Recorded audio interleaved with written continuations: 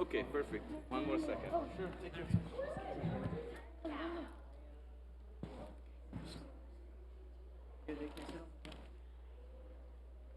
Keep the video for the next lecture. Sure. Hello. Oh, you want to say? To be done was we are back in the back.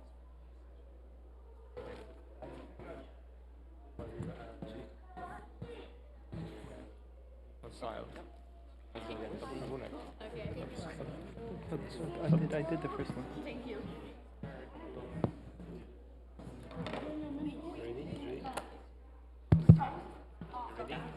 In the name of the Father, and the Son, and the Holy Spirit, one God, Amen.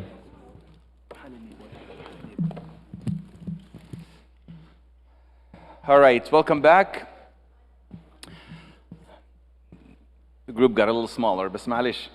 Hopefully they'll be trickling in. So let's continue with consistencies or inconsistencies of atheism. But I want to share with you a story. Yeah, a good story. This is a good story, true story. Again, on a college campus, very liberal university called UC Berkeley, not too far from where I live in San Francisco.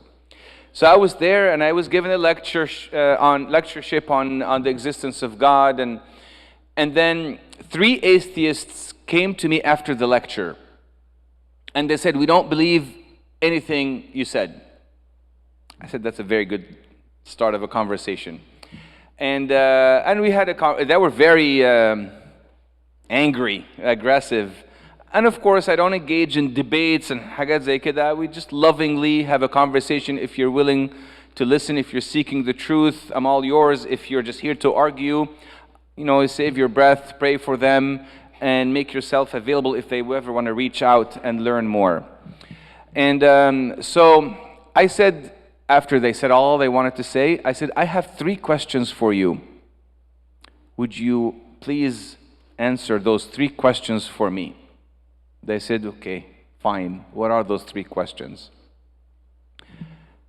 I said to them, or I asked them, simple question: where did the universe come from?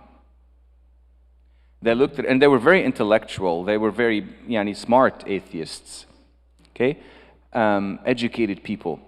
They looked at each other and they said, "Well, we don't know where the universe came from, but cosmologists," you know what cosmologists are? Those who study the origin of the cosmos, the world.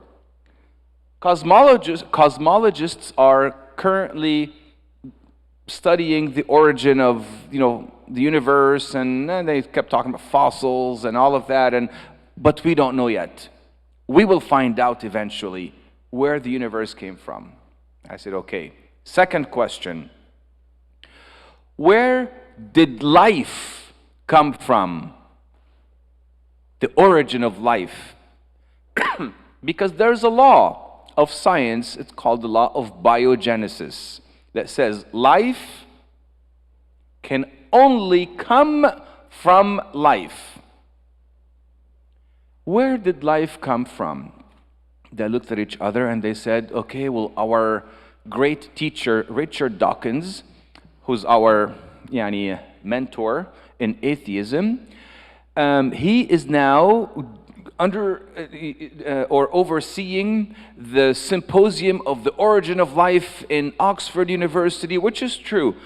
And they're studying extensively and diligently to find out the origin of life, but we don't know yet.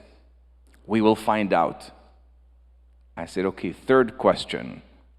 Where did your mind that gave me these 2 answers come from? Again, they looked at each other and they said to me, psychologists and philosophers are studying the origin of thought and so on and so forth, but we will eventually find out. So I looked at all three of them. I said, my dear friends, it seems to me that you live by faith because you don't have evidence for what you believe in, but you are hoping that at one point in time in the future, eventually, you'll have answers to these questions. I said, I also live by faith, but I have answers to these questions. Would you be interested to know? And the result is that they looked at each other and they left. This is a true story. True story. So, again, questions that are left unanswered by those who do not believe in God. Let me share with you some comical statements. Atheists. Atheists say that they believe in the first half of these sentences I will share with you, but then practically deny them by what they do. Practically they deny them by what they do. Example. Here's what they would say. Only material things exist except for the laws of logic and my immaterial mind that I used to come to that conclusion. Do you see the inconsistency?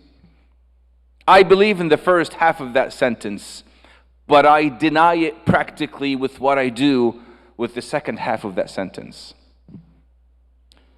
Next. Everything has a physical cause. That's a doctrine in atheism, except my own thoughts and theories about atheism. They don't have a physical cause. No one has free will except me when I freely arrive at atheistic conclusion. There's no evil except when I use evil to disprove God. Are you following this? Do you see the dilemma or the inconsistency or the incoherence of this thought?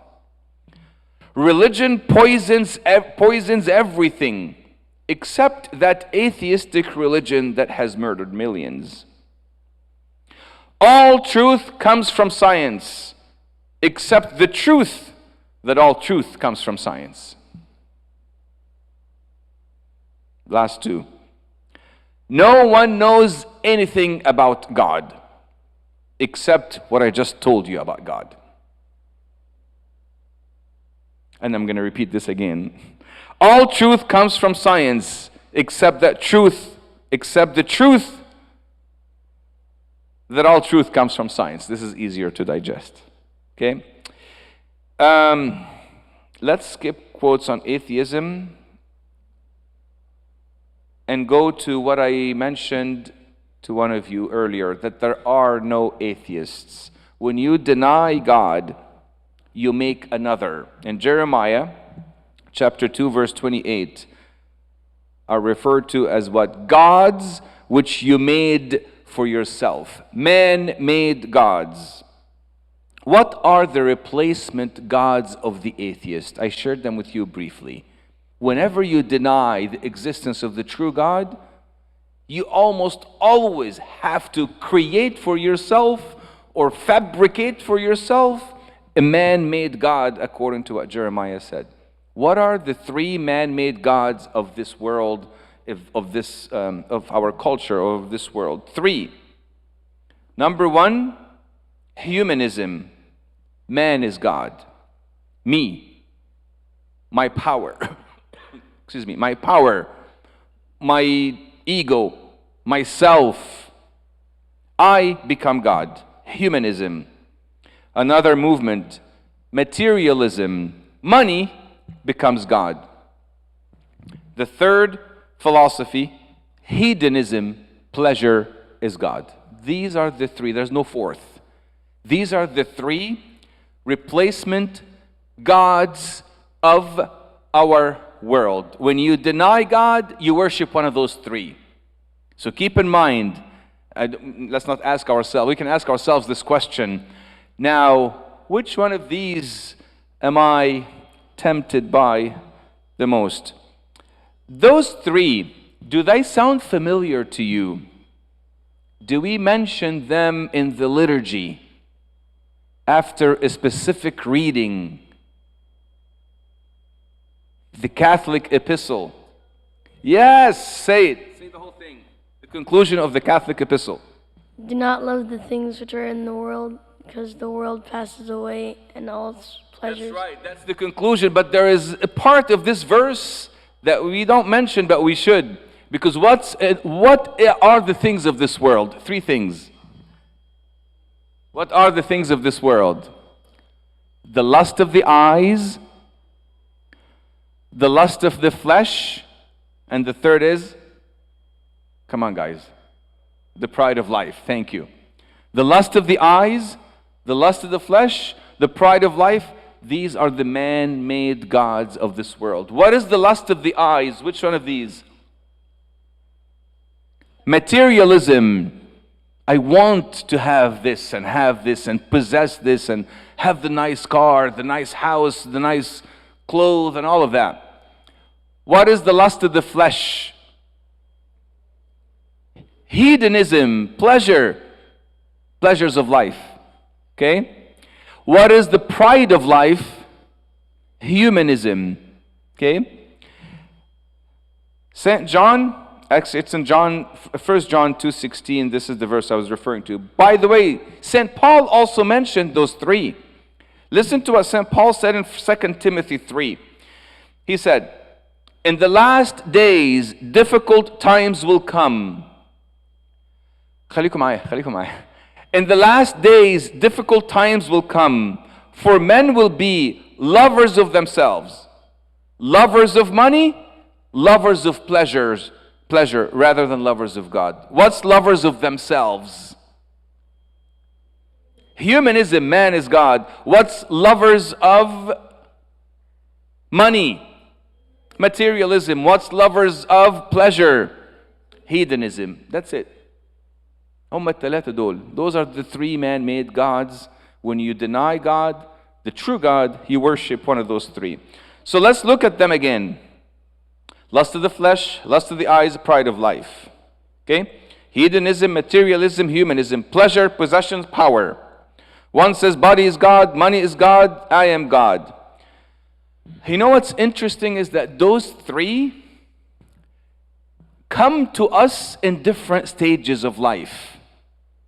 For example, when you are young and in your adolescent stage in life, you're usually tempted by which one of those three? Hedonism, the lust of the flesh. Okay? You all know what I'm trying to say. When you get into your middle-age life, in your 50s or so, you're tempted with what?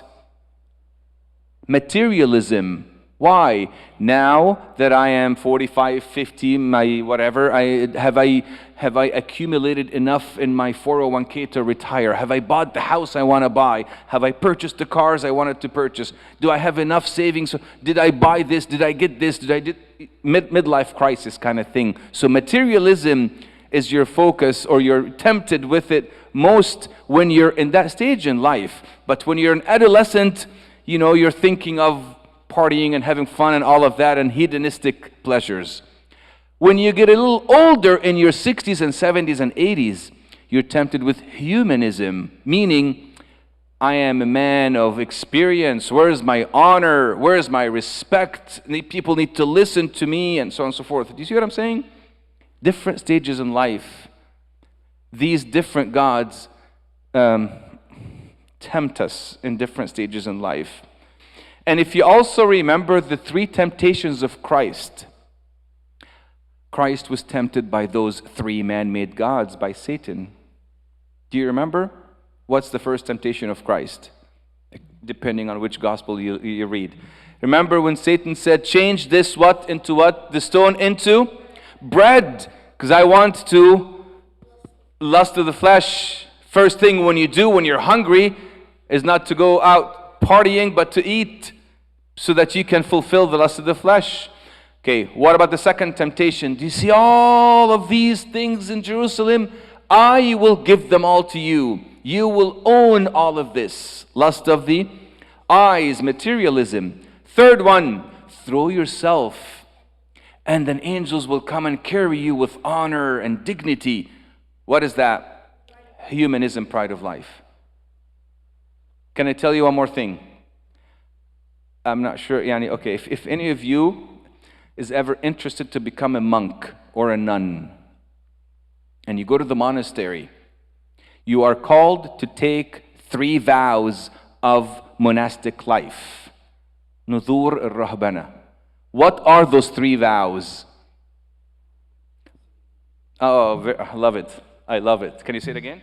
Poverty, chastity, and obedience. Excellent. أنت بتفكر ولا؟ Poverty, chastity, and obedience. طاعة, فقر اختياري, طهارة. Okay? So, those 3 vows are to protect against the gods of this world. Obedience, to protect against humanism, to teach you humility. You're not God. You obey your Father. Chastity, purity, to protect against lust of the flesh, hedonism. And poverty, to protect against materialism. Can I give you another analogy? In about a month and a half, we are all going to fast the wonderful season of Lent. مش كده? You're so excited. I'm so proud of you. Usually you get different reactions. Anyways, I'm so happy.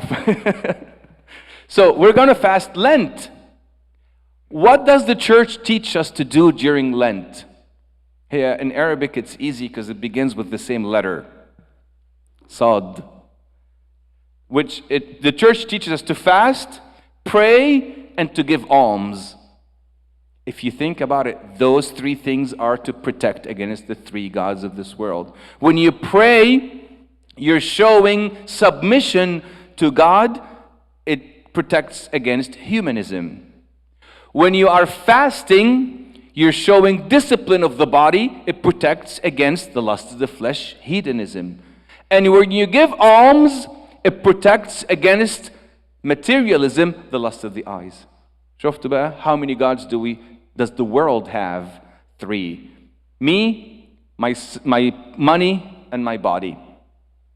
So atheists, back to the person who was here earlier, when I told him there are no atheists, there are no atheists. You either worship the Lord Jesus Christ, one true God, or you make for yourself one of those 3 man-made gods. There's a lot more analogies, بس عشان ما نضيعش وقتنا في دول. Okay, let's move on. One verse I want to share with you with Judges, in Judges 10:14. It says, "Go and cry out to the gods which you have chosen. Let them deliver you in your time of distress." You know, in Arabic, في expression بيقول خليهم إيه ينفعوكوا. In other words, these gods, when you really need hope and help and comfort, you're not going to get any of that from these gods. You'll get it from the one true God. All right. So, before we delve into the evidence for the existence of God, I'll ask you a question. What if someone says, hey, listen, you keep talking about the existence of God and God and God. Listen, I'm an atheist and I'm happy. I don't need God. Why do you have to shove God down my throat? I'm totally content, totally happy. I don't need your God. I am living a very meaningful, purposeful, wonderful life. Do we get people that say that sometimes? All the time. What's the problem with that? Whenever you hear someone saying those words, rest assured, these are just words coming from the lips, not from the heart. I'll prove it to you. I'll prove it to you. If you study the history of the most famous atheists that have ever existed, and in the moment of truth, what is that moment of truth usually? Dying on their deathbed. What did they say in reference to their atheism? You will be very surprised to know, and I'll share with you what they said. So you can live that lie that you're content, happy, don't need God. But you know what? Deep down, you have a void that can only be filled by God. And I'll prove it to you by the quotes those atheists have said when they face the moment of truth on their deathbed. Let's listen. Albert Camus, who is a French existentialist, very famous French atheist and existentialist, he said, and the reference is down below, "For anyone who is alone without God and without a master, the weight of days is dreadful." He came to the conclusion that he dreaded life without God. Bertrand Russell, the moment of truth arrived, and he admitted his need for God. Bertrand Russell, a very famous, again, skeptic, atheistic philosopher. He said, "Something in one seems to belong to God. I care passionately for this world and many things and people in it. And yet, what is it all? There must be something more important, one feels, though I don't believe there is." He couldn't silence the voice in his heart that points to the existence of God.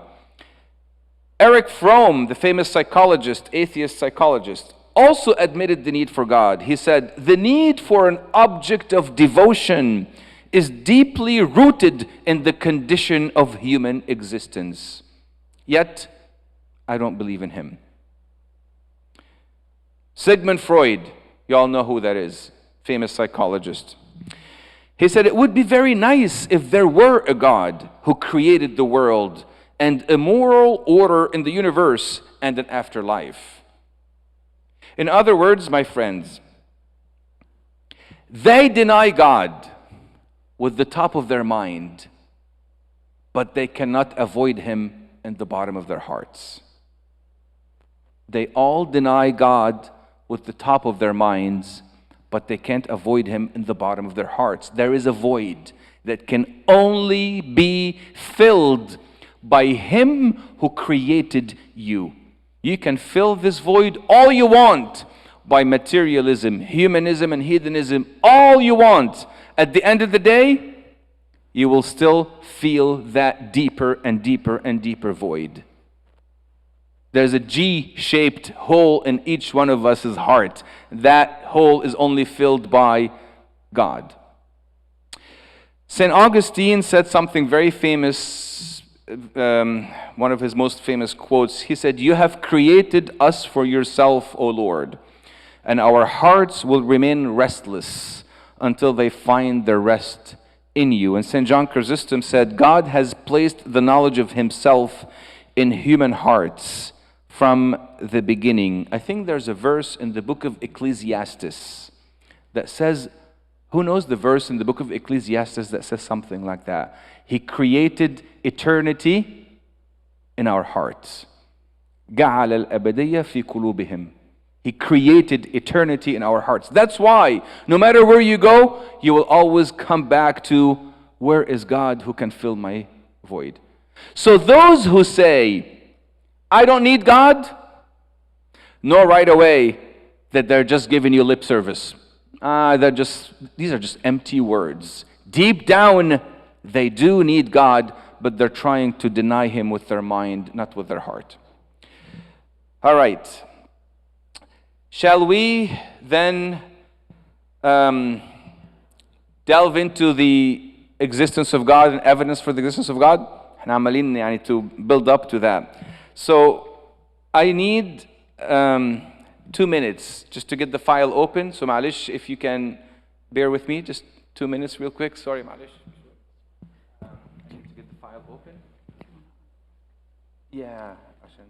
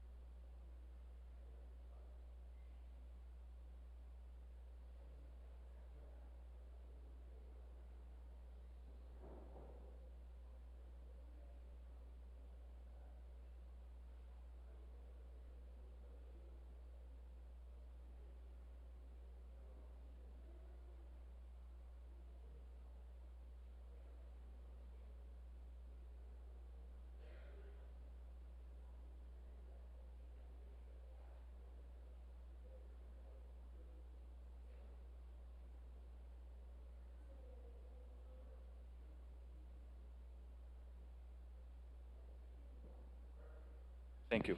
All right, see, that didn't take too long. Oh. No, this is not what I wanted, but okay. It's okay. It's all good. It's all good. Yeah. So, I want to share with you 10 questions that demand an answer. I shared with you how many so far? 4. Can I give you 6 more? Okay. 6 more. These are 10 questions that demand a logical answer. Number 1, which is the most fundamental, most essential, easiest question. خليكم معايا. Stay with me. What is that question? Where did the universe come from? Second question. Where did humans come from? So cosmologically, what is the origin of the cosmos? Biologically, what is the origin of the bios? Bios is life. فاكرين bios in those who study computer science? Bios, okay, it's the life of the computer. Okay? Is there a designer behind the design in this universe? Number 4, who determines what is right and what is wrong? Number 5, Jesus, yes. Why am I here and what is the purpose of life? Number 6, where do we go when we die? Is there life after death? What is beyond the grave? And number 7, 8, and 9, and 10, we discussed them. Do you trust your mind? Do you have a soul? Do you have free will? And do you have absolute knowledge? These are the 10 questions. We're not going to cover them all, of course, today. We covered 7, 8, 9, and 10, and we'll probably do 1 and 2 for the rest of the day. So, question, where did the universe come from? This question is the question of all questions. You ask, I've talked to so many atheists in the past 15, 20 years on college campuses and conferences left and right. Hundreds, if not thousands. And I keep asking this question, pivotal question, where did the universe come from? I am yet to find a logical answer to this question. Even Richard Dawkins himself, the most intellectual atheist. Any of you heard of Richard Dawkins? Okay, very good. So he's very aggressive, and he's written books against theism, against God, and so on and so forth. When he was asked the simple question, where did the universe come from? You can look it up on YouTube. مش دلوقتي يعني. You can look it up. You can type Richard Dawkins, origin of the universe. Guess what he said and what his response was. You know what he said? In an interview, he said, I don't know where the universe come from. So they replied back, the interviewer said, come on, Mr. Dawkins, I mean, you're supposed to give us a better answer than I don't know. Come on, where did the universe come from? Do you know what he said? It's almost funny. He said, aliens came from I don't know where, created the universe, and went back. I'm not making that up. You can look at, when you go home, you can go to YouTube and type Richard Dawkins, aliens. And you'll come out, you'll see the, yes? Sorry to interrupt, but isn't it he's denying the fact that, about God, right? Because he's saying, about aliens, he doesn't believe in God.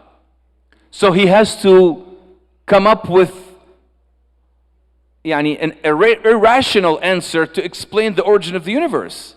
So you're right, he doesn't believe in God. But his answer was very, you could do better than that. All right, so this argument or this question rather, where did the universe come from, is based on an instinct of mind. This instinct of mind says that everything that exists needs an explanation. It's called the sufficient reason principle, or the principle of sufficient reason in philosophy.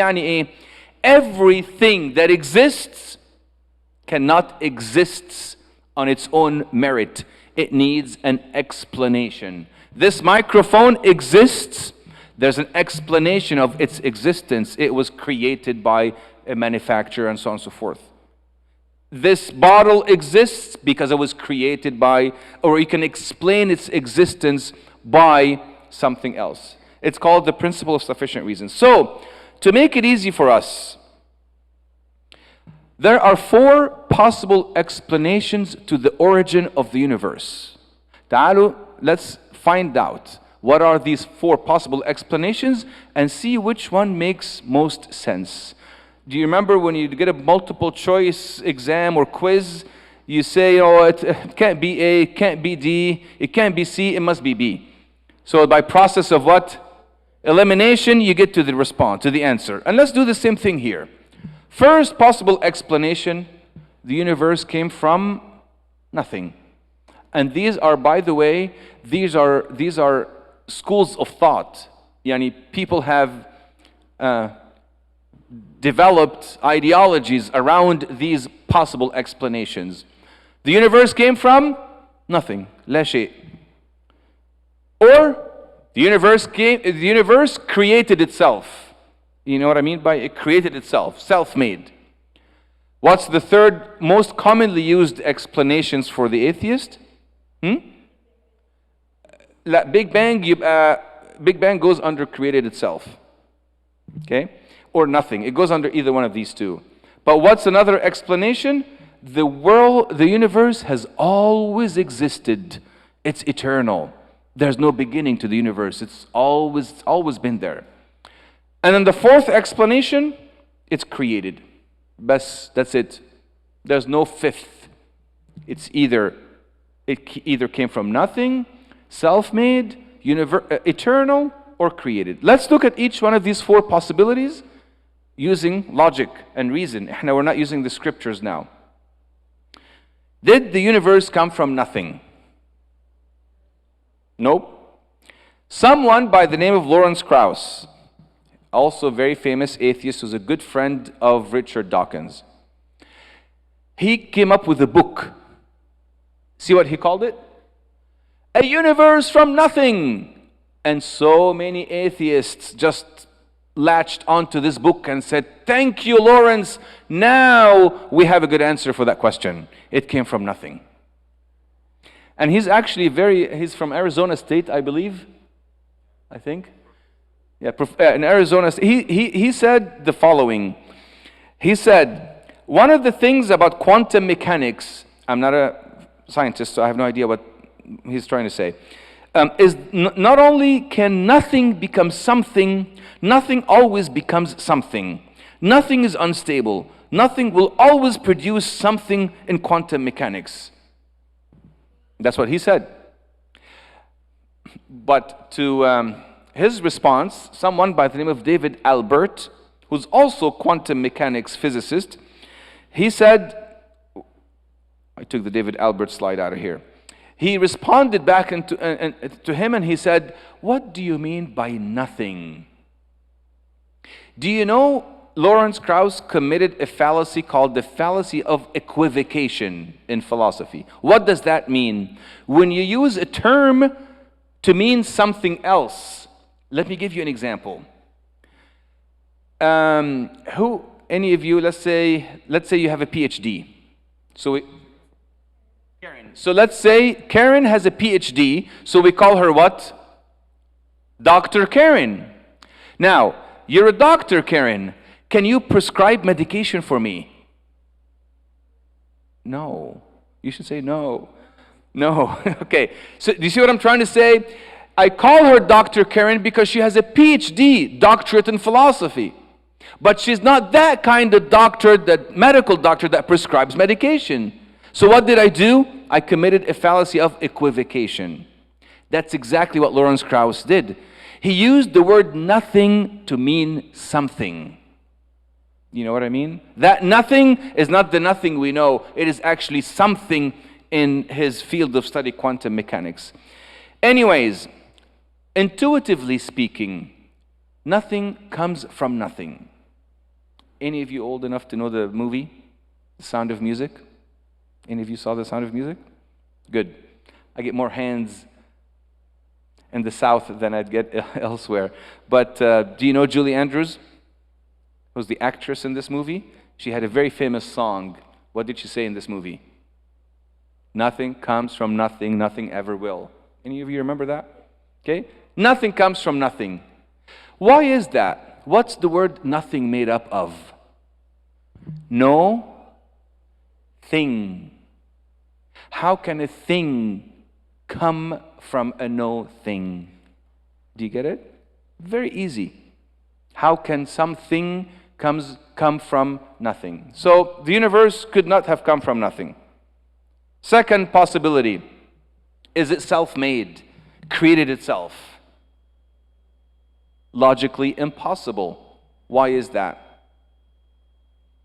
Why is it that it can't create itself? Because like it's made, like nobody's been there forever except God. So Yes, but that's the third response. That's the third possibility. But think with me. Why can't the universe create itself? Because it would have to be there from the beginning. And then Excellent. Because it has to first be before it creates itself. In other words, it has to exist and not exist in the same time. Because it has to exist prior to its existence to create itself. Are you all confused? No? No? Okay, good. طيب. Third possibility. Is it eternal? Has it always existed? No. Science recently concluded through several scientific discoveries, one of which is the second law of thermodynamics, states that the universe had a beginning in time. It did begin in time. Do you have a question on this? If they say it's the Big Bang, and then we answer that there has to be some like law of conservation of mass, yeah, but if they say there had to be something to create God since God was there. I'll get to that in a second. I'll get to that in a second. Good question. So, is it eternal? Of course, we know that the universe had a beginning in time. Let's look at what Stephen Hawking said. We all know who Stephen Hawking is, and we probably watched the movie, The Theory of Everything. He said, so long as the universe had a beginning, we could suppose it had a creator. But if the universe is really completely self-contained, having no boundary or edge, it would have neither beginning nor end. It would simply be. What place then for a creator? So what Stephen Hawking wrote a very famous book called A Brief History of Time. In that book, he basically concluded that the universe began in time. He also mentioned something in one of his lectures. He said, the conclusion of this lecture is that the universe has not existed forever. Rather, the universe and time itself had a beginning in the Big Bang. A point of creation would be a place where science broke down. One would have to appeal to religion and the hand of God. And you should look up this lecture on YouTube, and you should see the reaction of the audience when he said that. Because most of the audience were all atheists, because he was a big atheist. They were so alarmed by what he was saying. How can you say that, Mr. Hawkins, that you have to appeal to the religion and the hand of God? But the universe, in conclusion, the universe had a beginning. All the and Alexander Vilenkin, also another professor of physics, he said all the evidence we have says that the universe had a beginning. All these are atheists, by the way. Every quote that you'll see on the screen comes from atheists, not from believers. So the universe had a beginning, is not eternal. It is not self-made. It did not come from nothing. What's the conclusion? It must have been. ما قلتش God. I'm not talking about God خالص دلوقتي. The universe is created. Did I say it was created by God? No. I want to establish logical, methodical, progressive thinking. First, establish this fact that the universe is created. Then we'll see what are the characteristics of this creator. أنا لا قلت God ولا Jesus Christ ولا أي حاجة. I just established one simple truth. What is that truth? The universe must have been created. Okay? طيب. Do you guys want to do some philosophy? Okay. ماشي. If it doesn't make sense, don't worry, we'll skip it. But philosophically speaking, there could not have been an infinite number of moments before today, or else today wouldn't have come, or we wouldn't have arrived at today if there were infinite number of moments before today. But by definition, an infinite cannot be surpassed. But since the moments before today have passed, the conclusion is that there must only have been a finite, limited number of moments before today. You either get this or you don't. Are you with me? Okay. In other words, the universe did begin in time. All right. If the universe did not come from nothing, if it is not self-caused, it is not eternal, it must be created. Let's ask the second question, and then we'll respond to who then created the universe. Second question in our top 10 list of questions. Where did life come from? Where did life come from? Let's look at what atheists say. Are you interested to know what atheists say about the origin of life? Are you tired? A little bit. I know. Okay, I'll try to be quick. All right. Richard Dawkins, he said, you and I came from a happy chemical accident. Okay? You and I came from what? A happy chemical accident. Any of you heard of the book by Rick Warren, The Purpose-Driven Life? No? Yeah? You did? You have a question? Yes. Like you came by chance.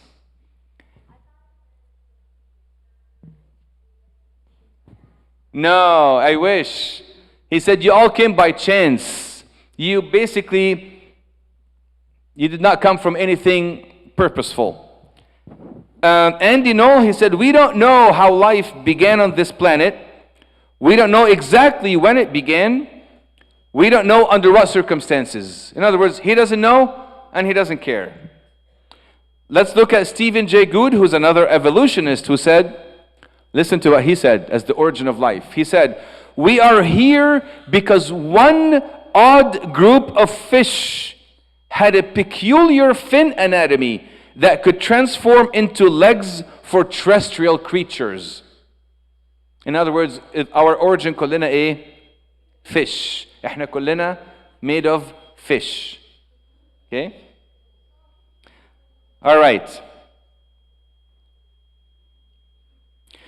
As I mentioned to you earlier, there's a law called the law of biogenesis that says life can only come from life. Do you know what biogenesis, you know what bio means? Bio means what? Life. Genesis means what? Beginning, origin. Origin of life. Biogenesis, beginning of life. Living things come only, you know, Louis Pasteur is the one who came up with pasteurization of milk. Actually, it was after his name, Louis Pasteur, a very famous scientist. He said life can only come from other living things. Tayyib, because we're at church, I want to share with you some verses from the scriptures. Otherwise, if we're talking to atheists, we don't usually refer to the scriptures because they don't believe in the scriptures. But for us to know what the scriptures say about the origin of life and the origin of the universe, let's look at this slide. God is the giver of life. John 5:26. For as the Father has life in himself, so he granted the Son to have life in himself. I am, Christ said this to Martha when he was raising Lazarus from the dead. He said, I am the resurrection and the life. John 14:6, he said this to Thomas. He said, I am the way, the truth, and the life. Colossians 3:4, when Christ, who is our life, appears. 1 Corinthians 15, the first man became a living being, the last Adam became a life-giving spirit. What's the origin of life for us as Christians? the Lord Jesus Christ, because in him was life. He possesses the properties of life. طيب, let's answer some objections. Objection number one. You say God created everything. Who then created God? I think that was your question. Yeah? Similar? That was your question. Who then created God? عمال تقول لي God is the origin of everything. He created everything. He created. Who created God? Let me respond to you by saying very simply that this question is philosophically and logically false. The question itself is wrong. You know why? It has a hidden assumption built into the question. The word created. What does it mean to say created? What are you implying? That this God is subject to the dimension of time and space. Because if he is beyond time and space, then there is no cause and effect and there's no creation. Only things that have a beginning are created. Okay, that's another law of science. Only things that have a beginning are created. God, by definition, does not have a beginning. Therefore, he's not created, because the law of causality, which is the law of cause and effect, does not apply to him. Can we get the question at the end, towards the end? Do you mind? Okay, thank you, Habibi. So, that's number one. Number two, this is just one quick response to this question. Here they are. Only things that are caused are made. God, by definition, has no beginning because he's beyond time and space.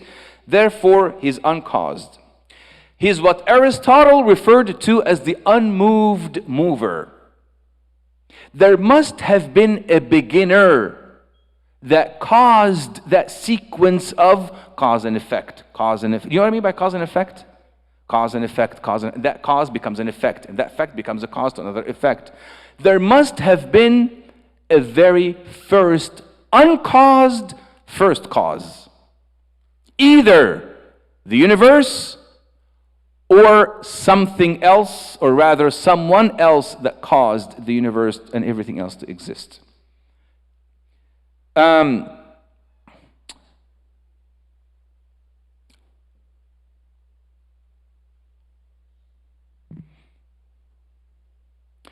Everything that exists in this world can be classified as mind or matter. عقل أو مادة. Mind or matter. Right? Are you with me? Anything in this world, either material or immaterial, physical or metaphysical. What is this bottle of water? Physical. What are your thoughts? Metaphysical. Do you get it? Either matter or mind. Either one must have caused the other to exist.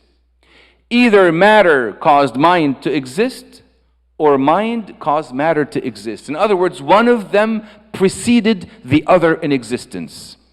Logical so far? Which one preceded the other in existence? Now, if I say matter caused mind to exist, I would be wrong, because I just proved that matter had a beginning in time. Are you with me? Okay? If I say mind caused matter to exist, I have some merit in this statement. Why? Because mind has the will to create, matter doesn't. In other words, I'll give you a simplified example. If I put this bottle of water here on this podium for 50 years, do you think I come back and I will find another bottle next to it? It will stay there. Because it doesn't have what? A mind. And because it doesn't have a mind, it doesn't have a what? A will to cause out of nothing. فاهمين قصدي؟ إرادة. The will to create. A mind, on the other hand, has a will to create, and that is the mind of what Christians call God. Let me share with you another objection.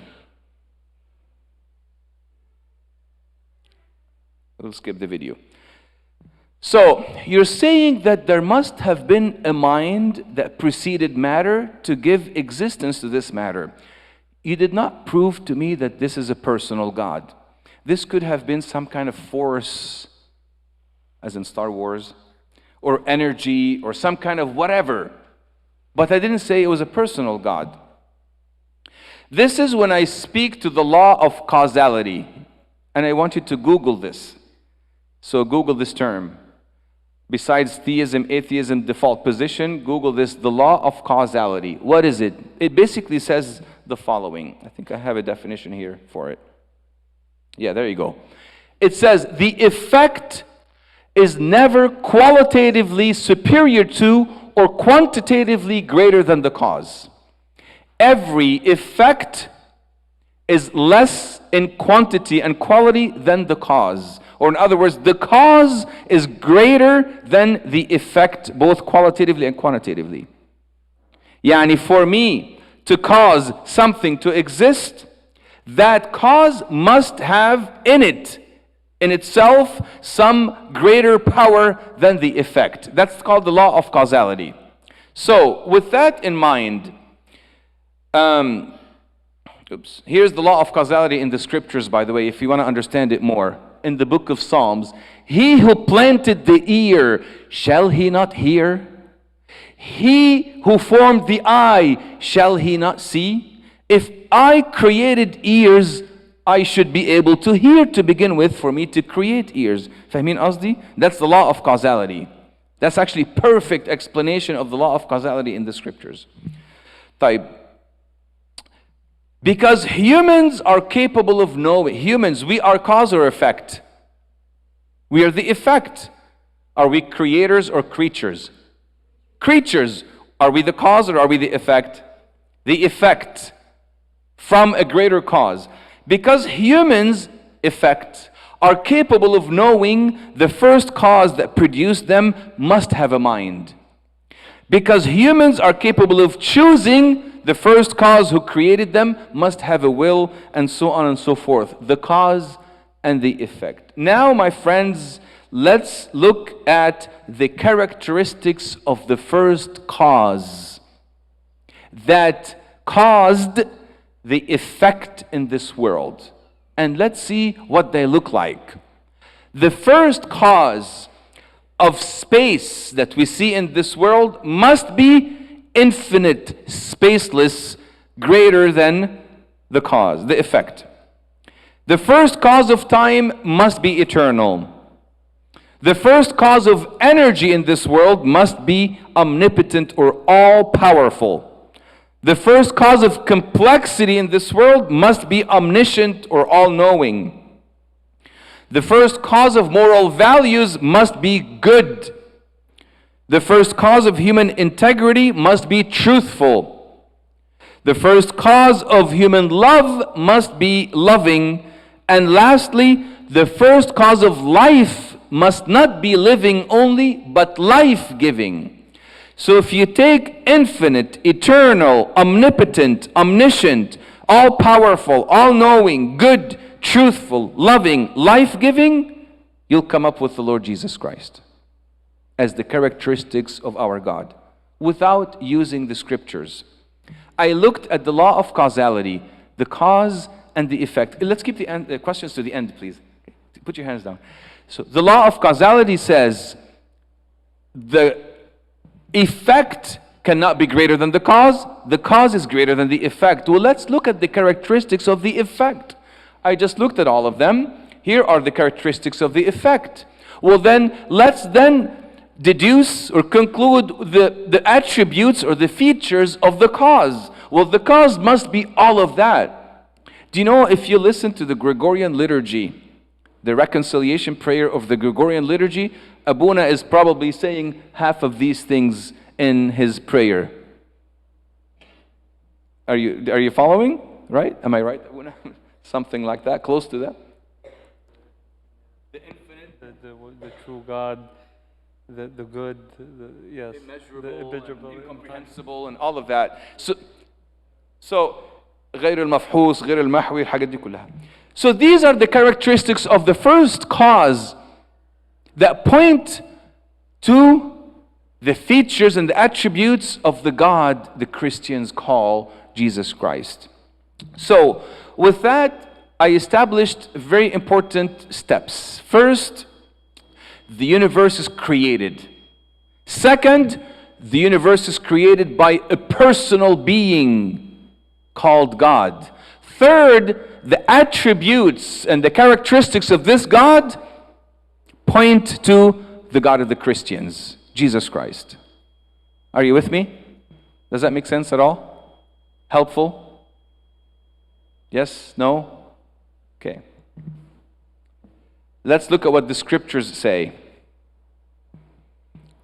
For every house, in Hebrews 3, for every house is built by someone, but he who built all things is God. God is the creator of everything. Isaiah 44, I am the Lord who makes all things, who stretches out the heavens all alone, who spreads abroad the earth by myself. Isaiah 48, indeed my hand has laid the foundation of the earth. All of these verses point to the one fact: God is the creator of this universe. My right hand has stretched out the heavens. Psalm 102, you laid the foundation of the earth, and the heavens are the work of your hands. Romans 1:20, my favorite verse, one of my favorite verses. For since the creation of the world, his invisible attributes are what? Very key word here. Clearly. That's the key word of this verse. Clearly seen. You have to be blind not to see the fingerprints of the Lord Jesus Christ in his creation. Being understood by the things that are made, even his eternal power and Godhead, so that they are without an excuse. So what makes atheists, what bewilders them is not so much the lack of evidence.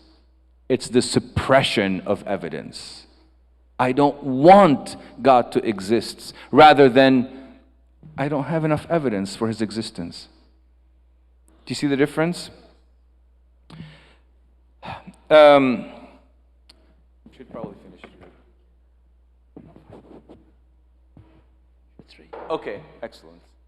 Okay, so a few more minutes, and then a few more minutes, perfect for what I have for you left.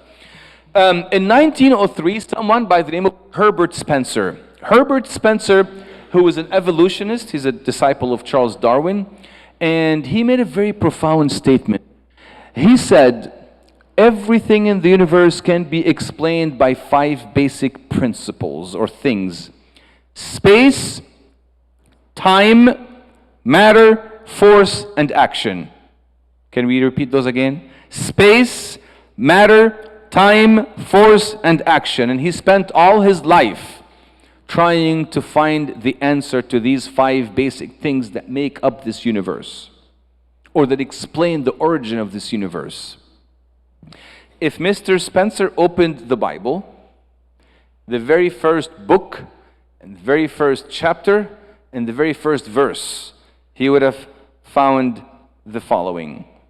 In the beginning, that's time. God, that's force. Created, that's action. The heavens, that's space. And the earth, that's matter. He would have found the 5 basic things that explained the origin of this universe in the very first verse in the scriptures that tells you that God is the creator of this universe. So my question to you, now that I will give your mind a break, I will then speak to the heart. So far we've been talking to your mind. Let's put that on pause. I want to talk to your heart, existentially, emotionally. I have a question for you. Simple question. Which one would you rather be? Which one would you rather be? Deliberately created or blindly evolved? And I will let you answer this question existentially. Which one of these give your life meaning, satisfaction, and fulfillment? To know that you are blindly evolved, or you have been blindly evolved, or you are lovingly, deliberately created by a loving Creator. This is not a question for you to answer, it's a question for you to ponder upon and to think about. Obviously, you'll know that the first gives you satisfaction, fulfillment, and meaning. To know that you have been blindly evolved, does not give you any purpose, meaning, or fulfillment. But to be deliberately created, but that's not an argument for the existence of God. Again, I said this is speaking to the heart, not the mind. Do you get the difference? Okay. All right. Lastly, last slide before we conclude. One of my favorite quotes by Peter Kreeft. Peter Kreeft, I mentioned it to you, Micheline, earlier. Peter Kreeft. He said the following. He said, someone once said that if you sat 1,000,000 monkeys at 1,000,000 typewriters for 1,000,000 years, one of them would eventually type all of Hamlet by chance. But when we find the text of Hamlet, we don't wonder whether it came from chance. Why then does the atheist use that incredibly improbable explanation for the universe? Clearly, because it is his only chance of remaining an atheist. At this point, listen carefully, we need a psychological explanation of the atheist rather than a logical explanation of the universe. We do have a logical explanation of the universe, but the atheist doesn't like it. It's called God. Very profound and very spot on. You don't need a logical explanation of the universe. You need a psychological explanation for the atheist, because the evidence is so expansive that you cannot turn your eyes away from the glaring evidence, or the finger, as St. Paul said, clearly seen fingerprints of God are all over this universe. For you to be an atheist, you must have greater faith than a theist. Greater blind faith, that is, than the theist. Glory and honor be to God forever and ever. Amen. Okay, I'm sorry this was a little dense. I tried to simplify as much as I can so that you can, the intent here is for you to absorb, comprehend, and then the intent, again, is for you to understand one simple truth, my friends. Let me just say this very quickly, is that your faith is not based on what I call blind faith. We don't believe in blind faith. Our faith is based on evidence and truth. And we discussed this last year. We said evidence and faith do not contradict. Reason and faith don't contradict. Reason can only take you so far. Faith will take you way beyond reason.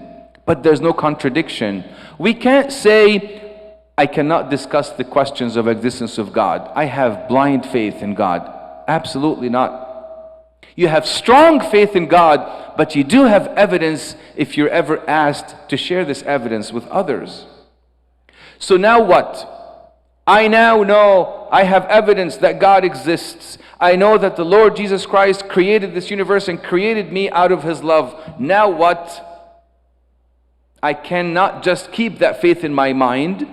My theology must turn into biography. In other words, what I know must then be translated into how I live my life. How I live my life is far more important than just what is it that I know and what is it that I don't know. And that's the difference, my friends, between knowledge and wisdom. Knowledge is a collection of educations and knowledge. It's Google. Wisdom is a framework with which we apply this true knowledge in our lives. So ask yourselves, do you want to be scholars or do you want to be saints? Knowledge will produce scholars. Wisdom will produce saints. Take that knowledge and live it in your life. Only then that faith will become a living faith in your life. And that's the most important message I want to leave you with today before I open it for questions and answers. Abuna, if you want to have anything to add, please. Two questions only. Someone had his hand up. Questions? Yes, sir. Hi, I have a, oh, that's pretty strong. So we can all hear you. A question concerning the distinction made between mind and matter. Yes. Is not mind, being a material structure, part of matter? Like Very if we good. take alcohol and drugs, it affects our mind. Excellent. And the mind is weighable, I mean at the brain, if I take the mind as being the brain, or your thoughts, if